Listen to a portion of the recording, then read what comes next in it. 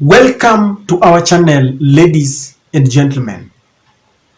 We have always stated that there comes a time when the voices of reasoning must prevail the voices and the forces of darkness. When Raila started these demonstrations, William Samoei Ruto and Rigathi Gachagua had a very hardline stand, and they had indicated that they were not going to listen to Raila Odinga.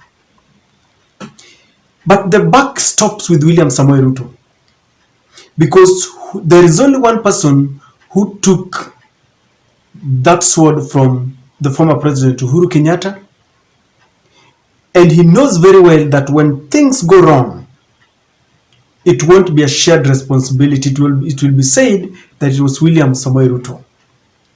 And William Samoei Ruto had been in the previous government when Uhuru Kenyatta dodged him to go and have a meeting with Raila Odinga, because Uhuru Kenyatta knew very well that the country was burning. William Ruto then, as a deputy president, was behaving the same way Rigathi Gachagua is behaving. But Uhuru Kenyatta was a man who listened to his think tanks, and he knew very well how to draw a line between those who have got hard lines and those who meant well for the nation. So he decided that if there were those who did not want him to speak to Raila Odinga, they were kept in the darkness. The country was burning. There was continued division because William Ruto and Rigathi Gachagua inherited a country that was divided right in the middle.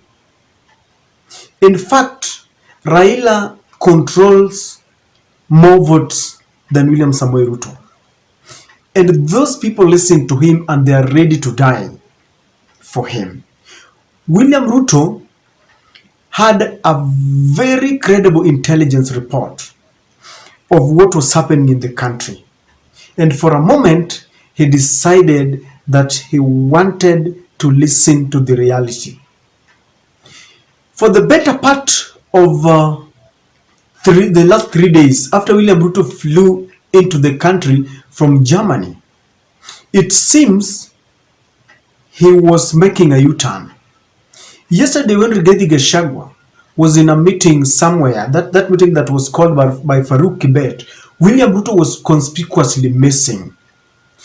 So Rigathi Gachagua continued to spew a lot of venom and how they were planning to arrest Raila and how Monday was going to be the last day for demonstrations. William Ruto was not there. Then shockingly today, for the very first time since William Samoei Ruto and Rigathi Gachagua took oath of office, William Samoei Ruto was conspicuously missing from the usual morning churches and the interdenominational press, and people were asking what is really happening. And William Ruto had kept off from his deputy because he knew very well that Monday was edging very closely. And the Azimio fraternity was determined, more determined than ever before. They had made a mistake because they had radicalized the nation. They had hit Raila's car 7 times with a live bullet. And they had used excessive force on the Azimio supporters.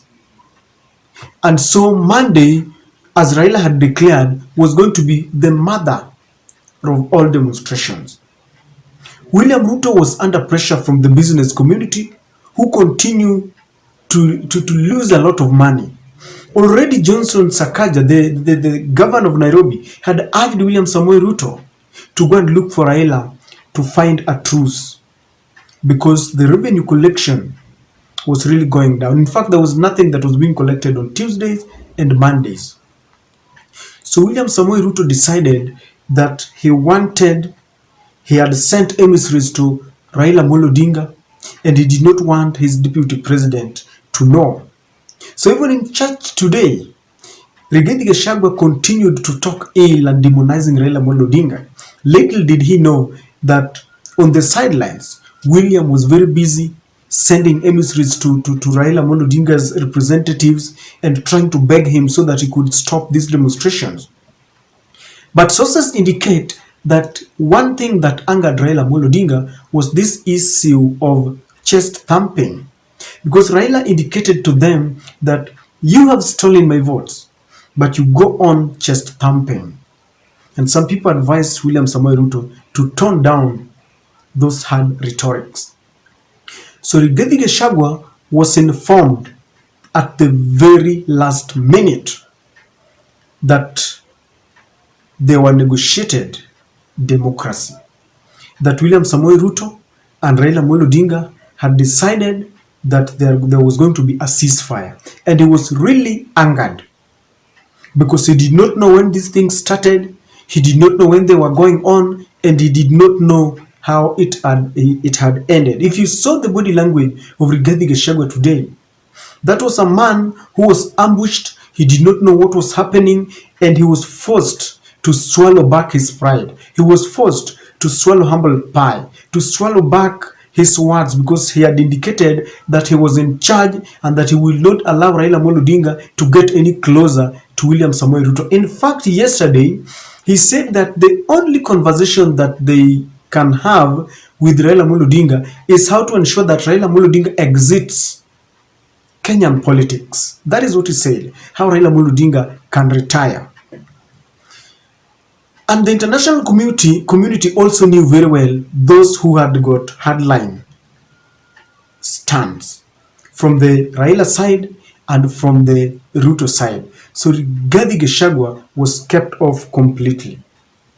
As we speak, there is bad blood between Rigathi Gachagua and William Samoei Ruto, because he does not understand why William Ruto is making a U-turn.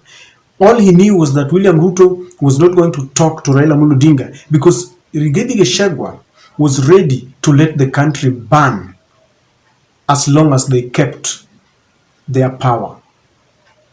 He did not care of the consequences of what would happen after Mondays.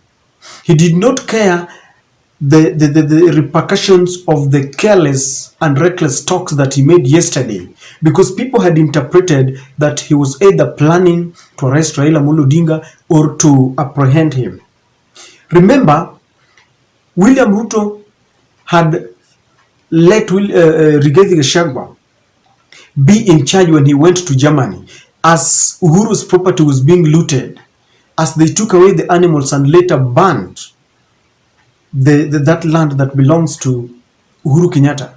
And William Ruto was watching closely, and he knew very well that this man can preside over burning of this country. He was in charge of the goons that Raila had mentioned earlier, the goons that they wanted to unleash to the Azimio supporters. In fact, on that very day when William Ruto was away, they burnt churches and torched mosques, and there were goons who were wielding and brandishing machetes anyhow and in the public. During that day, we saw some policemen or some men in clothes, masquerading within the city in ambulances and shooting people anyhow. And William Ruto knew very well that the country was in the wrong direction. So as we speak, ladies and gentlemen, William Ruto has done what his predecessor did to him. He talked to Raila Amolo Odinga, he sent emissaries, and Rigathi Gachagua did not know.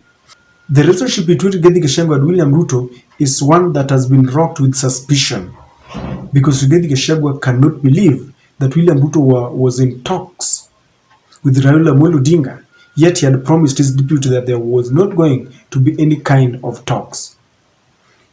Rigathi is really obsessed about the issue of handshake. He believes that if at all Raila Amolo Odinga can work together with William Samoei Ruto, then Rigathi is finished completely.